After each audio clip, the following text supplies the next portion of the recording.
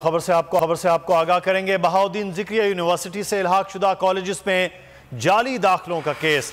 Bahauddin Zakariya university के vice chancellor और registrar को मुअत्तल कर दिया गया है। तैयब बलोच हमारे नुमाइंदे इस वक्त हमारे साथ हैं। जी तैयब, आगाह कीजिएगा, इस हवाले से क्या अपडेट्स हैं?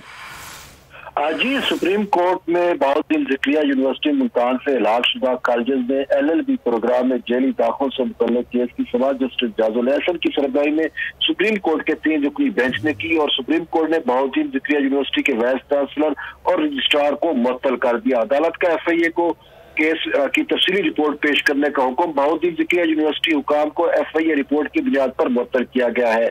दौरान समाअत मुतासरा तलबा भी अदालत में पेश हुए। तलबा की जानिब से अदालत को बताया गया कि 3 साल LLB प्रोग्राम के आखिरी बैच वालों के इम्तिहानात नहीं लिए जा रहे। तलबा का मामला FIA की सना रिपोर्ट आने के बाद हम देखेंगे, ये कहना था जस्टिस जाजुल एहसन का, जबकि वकील ने अदालत को बताया कि बलूचिस्तान लॉ ग्रेजुएट्स के लिए कोर्सेज की जगह ही दस्तयाब नहीं। बलूचिस्तान अकेडमी सिर्फ 2 कमरों पर मुश्तमिल है।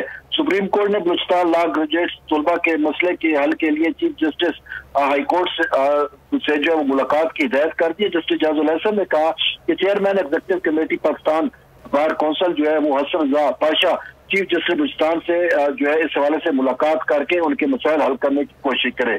दौरान समाअत vice chancellor Bahauddin Zakariya university की जानिब से सेनेट कमेटी के रवैये की भी शिकायत की गई और वाइस चांसलर ने बताया कि सेनेट कमेटी मुझे रोजाना बुलाकर मेरी तजलील करती है। एक सेनेटर की शिकायत पर मेरी तजलील की जा रही है। मामला सुप्रीम कोर्ट में होने के बावजूद सेनेट कमेटी अपनी तहकीकात जो है वो कर रही है। दीगर मामलात को ऐसा समाअत पर देखेंगे, ये कहना था जस्टिस जाजुल एहसन का, और समाअत गैर मुय्यना मुद्दत तक मुलतवी कर दी गई। जी तो ये बलोच हमें तफसील कर रहे थे। बहाउद्दीन ज़िक्रिया यूनिवर्सिटी के वाइस चांसलर और रजिस्ट्रार को मुअत्तल कर दिया गया है।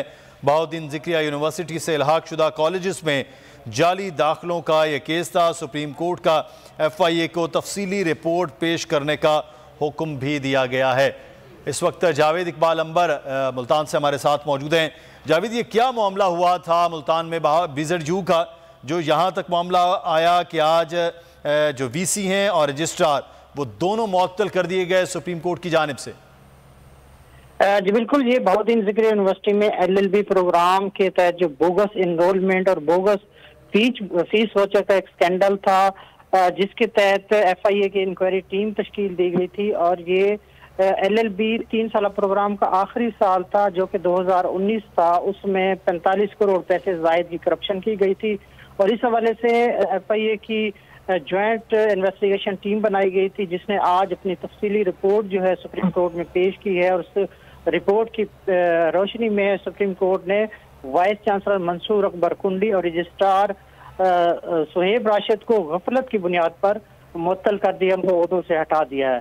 और जो FIA ने रिपोर्ट सुप्रीम कोर्ट में पेश की है उसमें साबिक vice chancellor Tariq Ansari, deputy registrar Allah Ditta भी इसमें मुलविस पाए गए हैं, जबकि खजाना ब्रांच और निजी कॉलेजेस के मालकान भी रिपोर्ट में कसूरवार करार दिए गए हैं।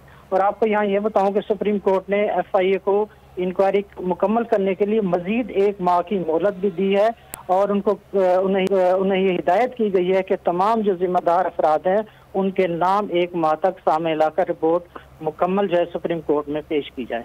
जी ठीक है, हमें तफसीलात से आप जावेद इकबाल अंबर बहुत शुक्रिया।